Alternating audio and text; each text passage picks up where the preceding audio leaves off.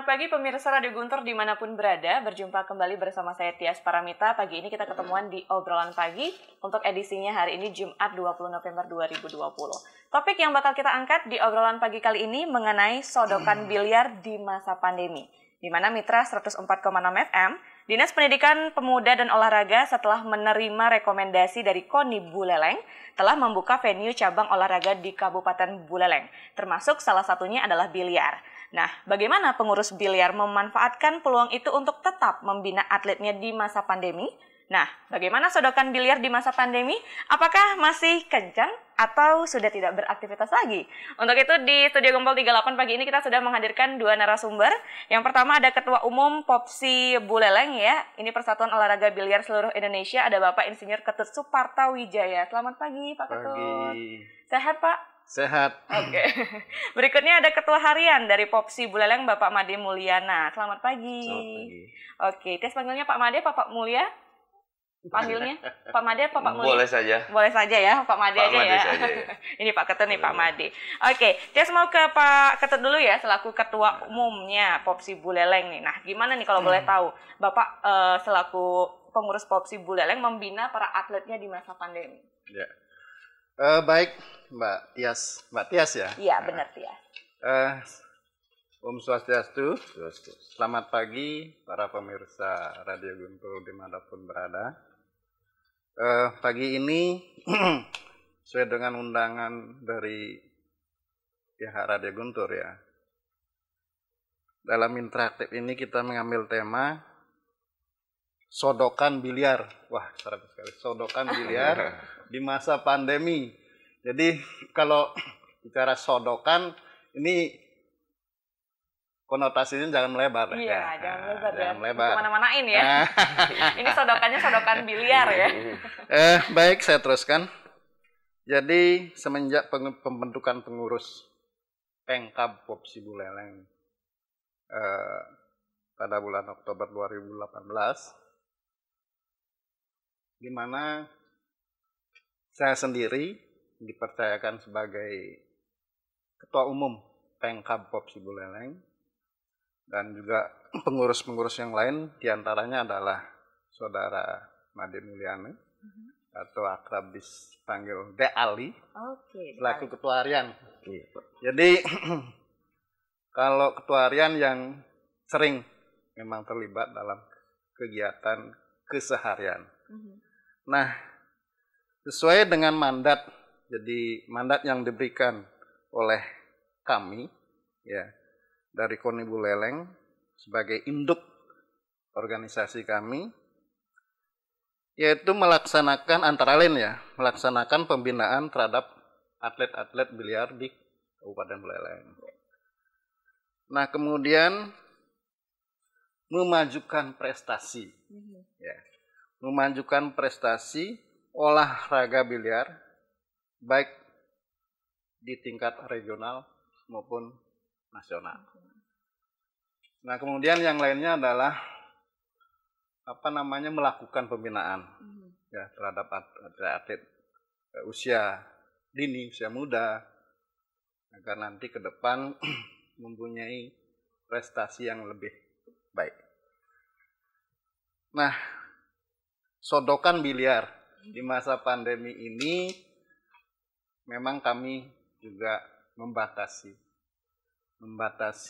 kegiatan, jadi membatasi kegiatan yang menimbulkan kerumunan yang banyak. Karena kita tahu bahwa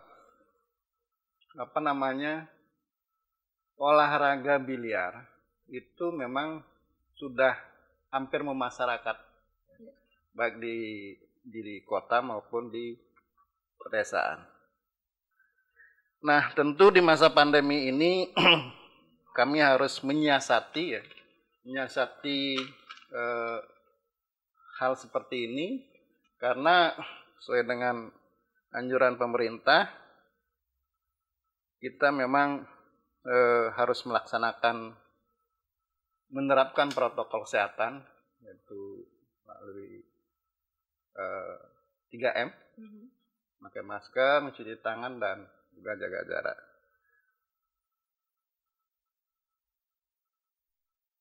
Nah, Popsi Buleleng dalam kami ya, pengurus Pengkap Popsi Buleleng dalam masa pandemi ini sudah menyusun kalender kegiatan di tahun 2020, yaitu antara lain pada bulan September sampai dengan Oktober 2020 ini kami memulai roadshow.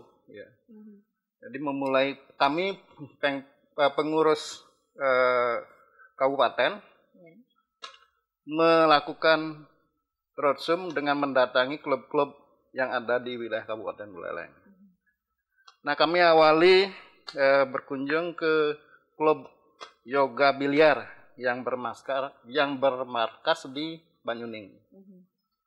Nah, pada saat itu yang hadir adalah pengurus-pengurus dari yoga biliar sendiri, kemudian ada Linyu Biliar, ada Bugis Biliar, LBC Lopina Biliar.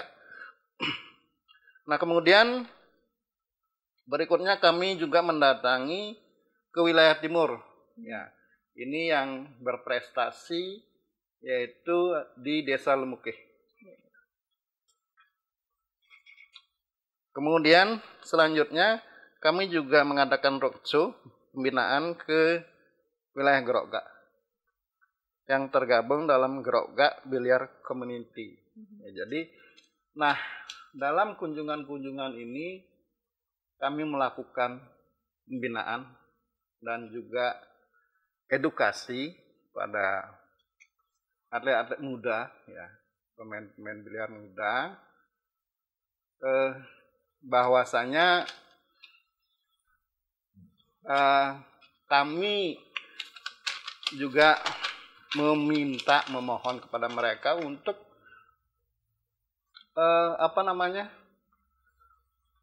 meningkatkan prestasi sesuai dengan arah yang benar gitu ya. Ya. Karena selama ini kan mereka tidak tahu di bawah organisasi apa mereka bernaung. Nah, kami jelaskan bahwa organisasi resmi yang dibentuk oleh pemerintah inilah dia. Ya, jadi Popsi Buleleng ya. Jadi biar tidak melebar mana-mana. Jadi mereka tuh pikirannya kami tidak punya tempat bernaung gitu. Tempat bernaung gitu. Jadi liar. Iya. Ya. Nah, kami arahkan ke arah itu. Nah, kemudian juga di masa pandemi ini mulai tanggal 24 Oktober 2020 kami mengadakan turnamen antar klub Kabupaten Buleleng yang bertempat di Lopina. Ini tempatnya Pak Kade Mulyani. Apa namanya? Ball and Bar, Pak. Oh, Ball and Bar. Ya, di Lopina. Jadi di sana ada 5 meja. Nah, tentu kami juga batasi pesertanya yang ada di dalam. Ya. Tetap dengan menerapkan pola 3M tadi. Dan saat ini sudah memasuki turnamen keempat. Ya, turnamen keempat. Jadi tiap hari Sabtu, nah besok itu udah turnamen kelima. Jadi itu untuk menjaring bibit-bibit baru, ya pemain-pemain biliar baru, agar lebih terarah. Gitu ya. Nah, kemudian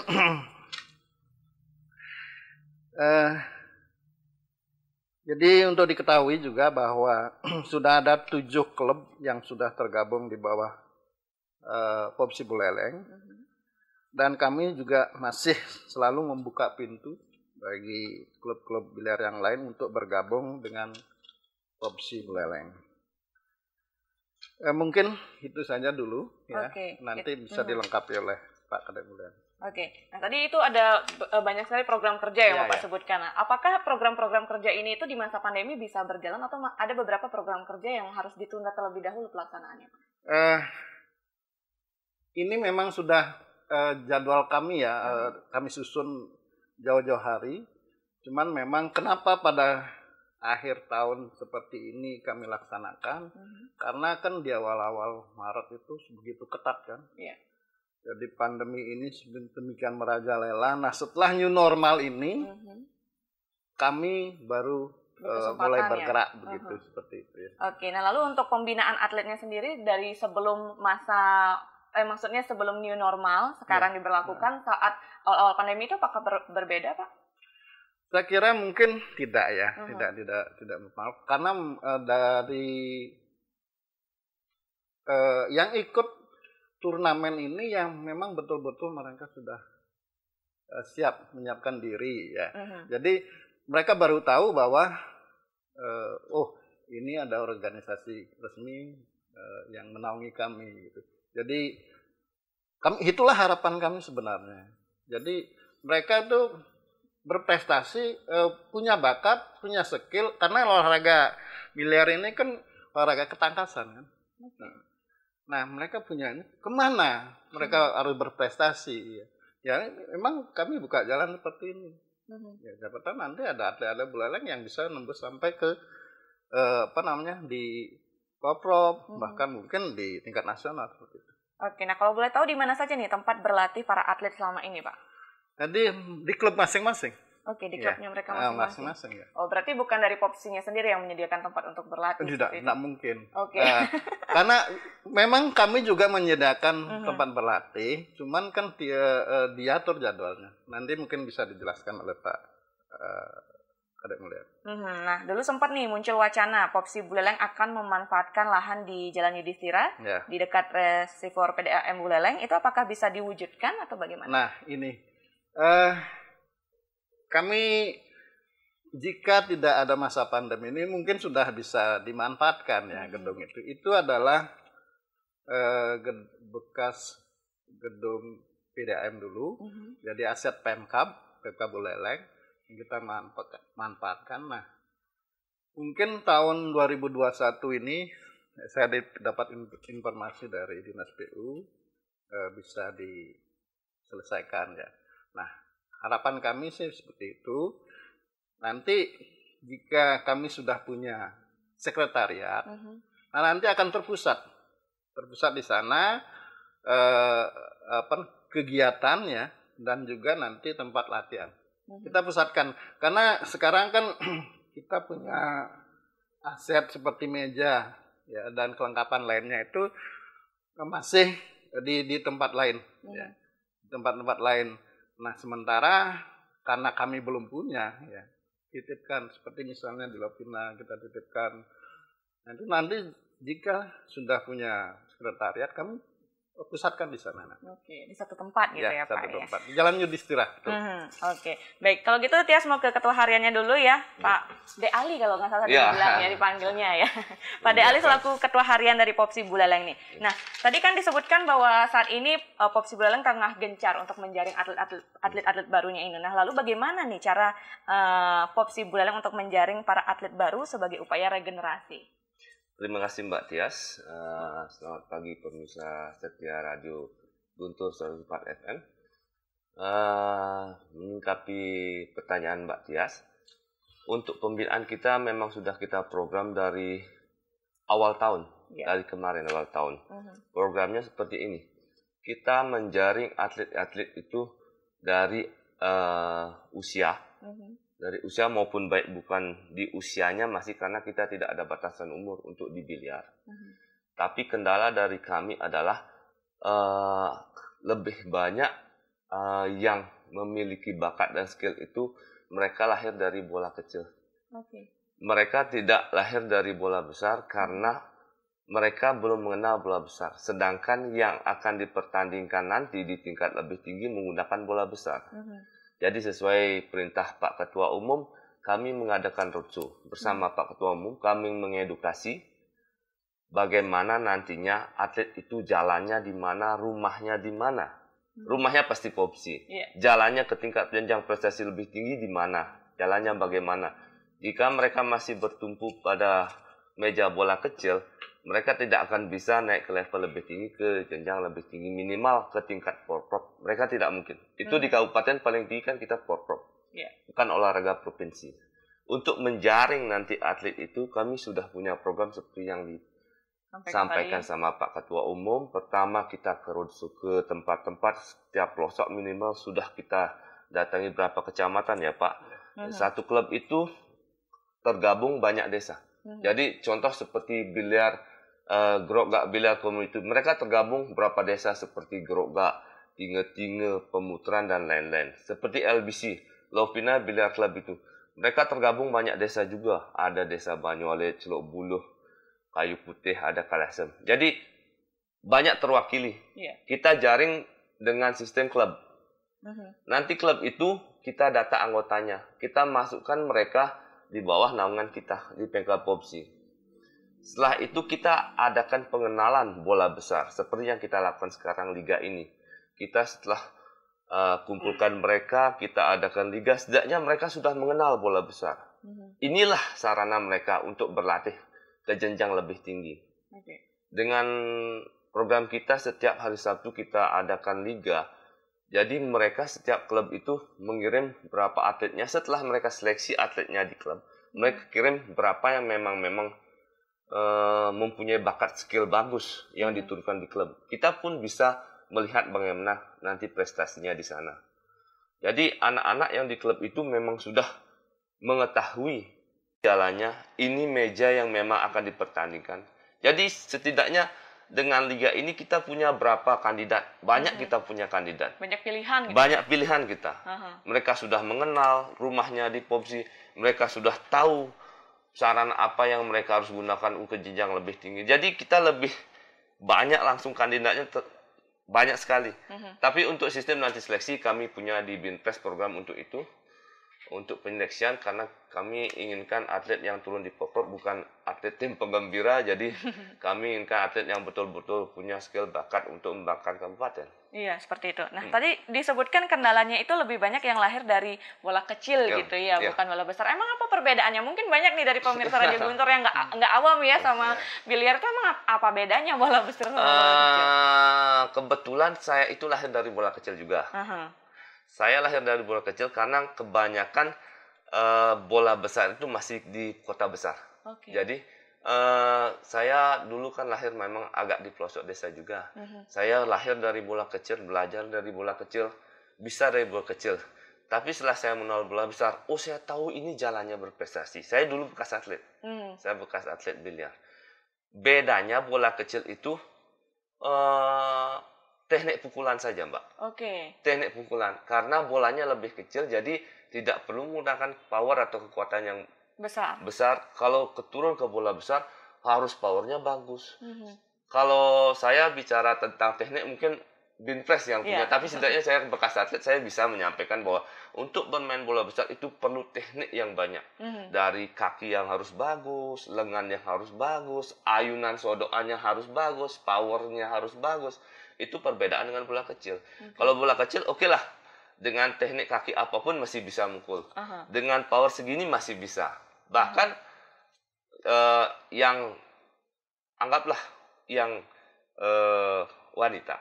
Biasanya pemain wanita lebih gampang mereka bermain bola kecil. Tapi bola besar memang berat. Mereka harus berlatih sekali. Gitu. Jadi nggak boleh asal sodok gitu ya, ada tekniknya ya. Tekniknya ya.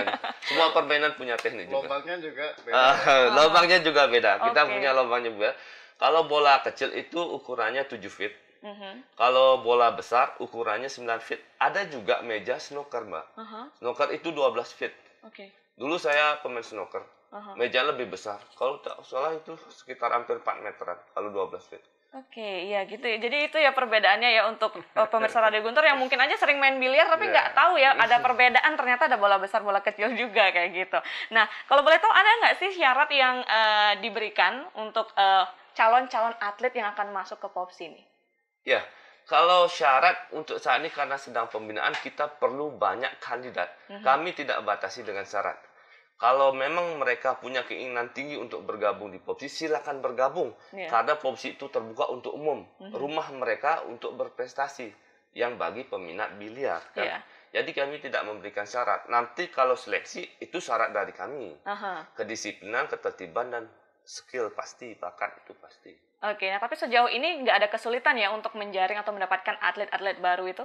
Untuk saat ini respon dari masyarakat bagus.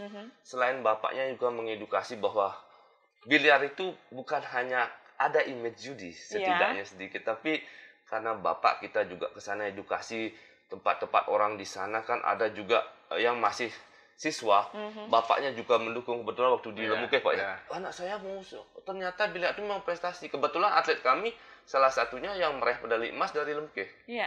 Jadi setidaknya masyarakat di sana sudah tahu bahwa ini cabang olahraga berprestasi, bukan hanya cabang judi. Image-nya memang cabang judi, tapi ini cabangnya memang berprestasi.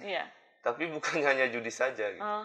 Berarti bukan cuma untuk sekedar main-main gitu bukan, aja ya, bisa malah bisa mendatangkan uang tapi dengan jalur prestasi. Bisa jalur prestasi. Gitu. Kan ditambahkan bahwa nanti untuk event-event yang diakui yang resmi itu adalah pakai bola besar, ya bukan bola kecil.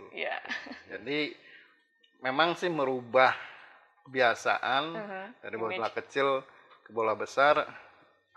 Butuh waktu juga, butuh proses dan memang perlu ditekuni. Karena untuk menaiki tangga yang lebih tinggi itu kan ada prosesnya nggak mau langsung asal langsung nyampe gitu aja. Nah, Tia sempat dengar kabar burung juga nih, kalau kabar burung itu kan masih simpang siur ya, benar atau tidak nih. Katanya ada atlet peraih medali pada Porprov di Tabanan itu hendak hijrah dari Buleleng dan akan membela kabupaten lain di Bali. Benar nggak nih kabarnya?